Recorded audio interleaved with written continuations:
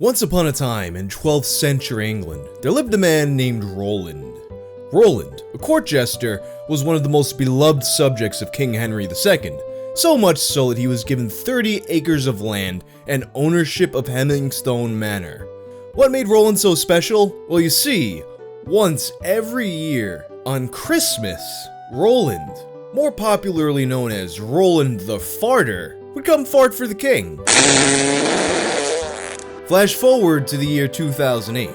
This was the year that we all became kings, when medieval pleasures were brought to our bedrooms at the push of a button.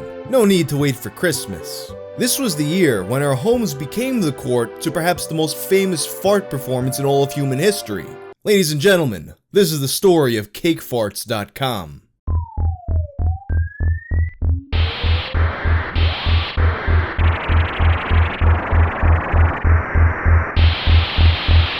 Thank you to War Robots for sponsoring this video about fart porn. This video will probably be demonetized, and sponsors like this help me make these kinds of videos without compromising. In War Robots, you get to be the pilot of a giant mech. There's a wide variety of robots with different abilities. You could favor a big strong build if you like, or a small fast build if that's more your playstyle. You can use different robots for different game modes so that you can use the tactics that are best suited to how you want to play the game. And they could also be customized with a wide variety of weapons and skins. Download and play the game using my link in the description and you'll get a free starter pack. It includes a robot with a weapon and a unique skin, 100 gold, and 50,000 silver. Perfect to get you blasting other robots to bits in a variety of locales. So don't wait, click the link in my description to join the other 150 million people already playing this game worldwide. And once again, thank you to War Robots for sponsoring this video. I'm gonna be totally honest, the intro to this video had very little to do with the actual story I'm about to cover. I just thought it was kinda funny that there is a guy who existed in the world with the name Roland the Farter. Although Roland and the star of Cakefarts do have the common ground of being professional farters, one was more for humor and one was more for pleasure. Although of course, in practice, those lines got blurred. The story of Cakefarts begins on July 17th of 2008, when a post was made on the Something Awful forums. A user named Owl of Cream Cheese wrote, "You know what I liked the most? Cakefarts," which contained the YouTube link to the infamous Cakefarts video. I'm sure this will get taken down soon, but holy crap, this is the weirdest fetish I have ever seen. I could never have imagined anyone would have the fetish of farting into cakes. Funny it stayed on YouTube so long. I would love to see Cakefarts survive in today's climate. But if you've actually never seen Cakefarts, allow me to show you what I can and describe the rest to you. It begins with a simple shot on a very plain chocolate cake on a countertop in an unassuming suburban kitchen. A woman then appears on screen to tell us, "Know what I like the most? Cakefarts." She then tastes a small bit of the cake as the camera zooms out to reveal that she's not wearing any pants. She then walks around the counter, climbs up on top of it, gets, as she describes it, comfortable, then proceeds to lower herself onto the cake.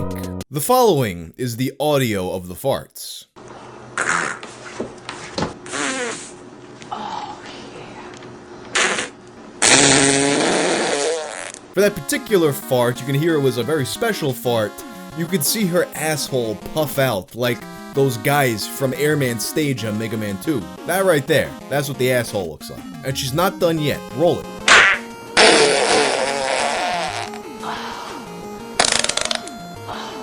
At the end of the video, it looks like she's squatting down, charging up for one last big fart, but it doesn't come. She then gets down on one knee and looks back at her asshole in a state of confusion. And that's where the video ends. Some forum users were unimpressed, while for some others it was the funniest thing they'd ever seen. But one thing was absolutely crystal clear. This video was not going to last on YouTube. Not even in 2008. It needed to be preserved, and more importantly, shared with the rest of the world. Thus, frequent Something Awful contributor Chris P.D. Peterson did what he had to do and created Cakefarts.com. Under the name The Enigmatic Cake Lord, he had created the world's top destination for that specific video, and also its eventual sister site, Pudding Farts.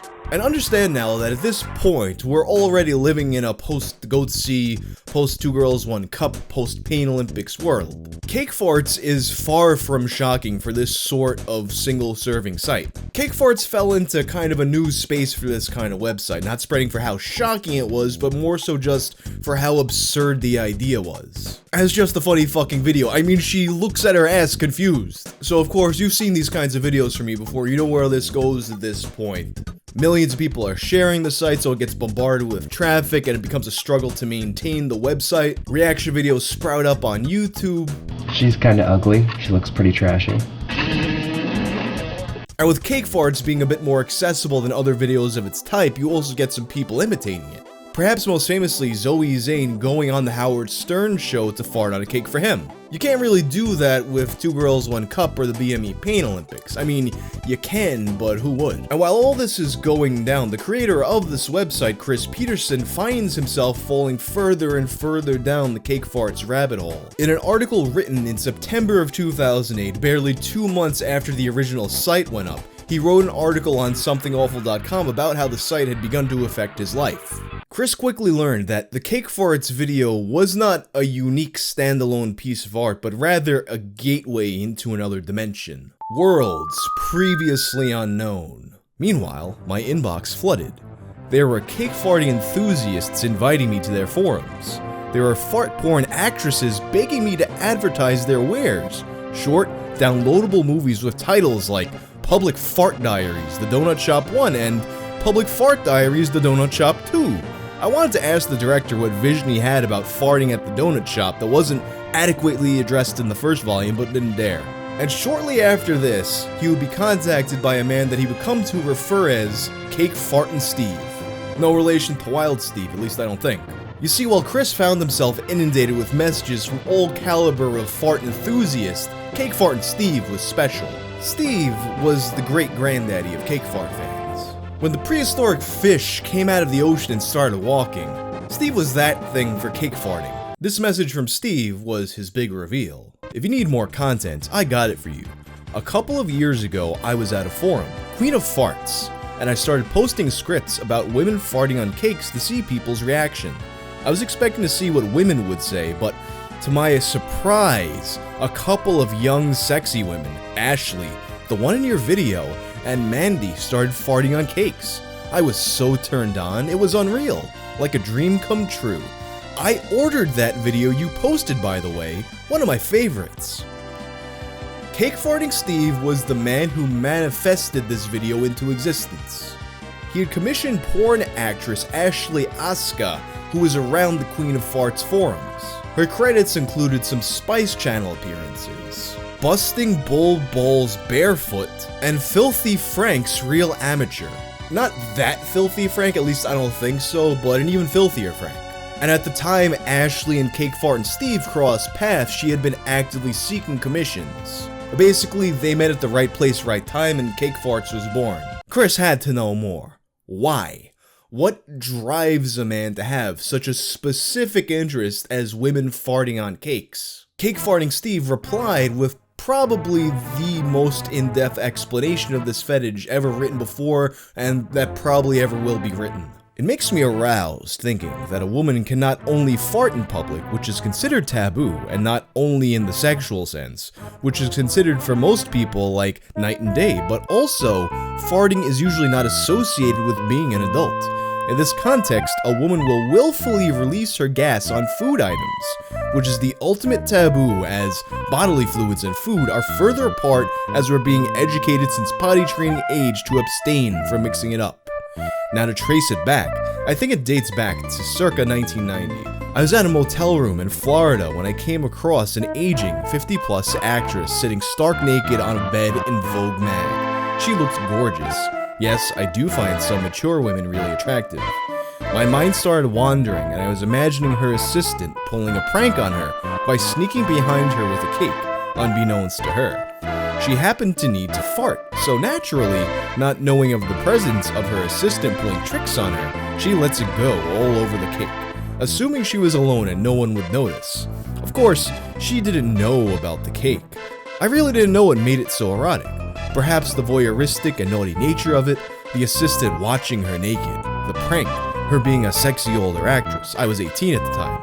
God knows what. I was in sexual Neverland. Ever since then, I had a fixation pertaining to women breaking winds on cakes. The best part is to fantasize about smashing it in a slave's face and making him eat the fart-infested cake afterwards. Sort of a BDSM-ish twist to it, huh?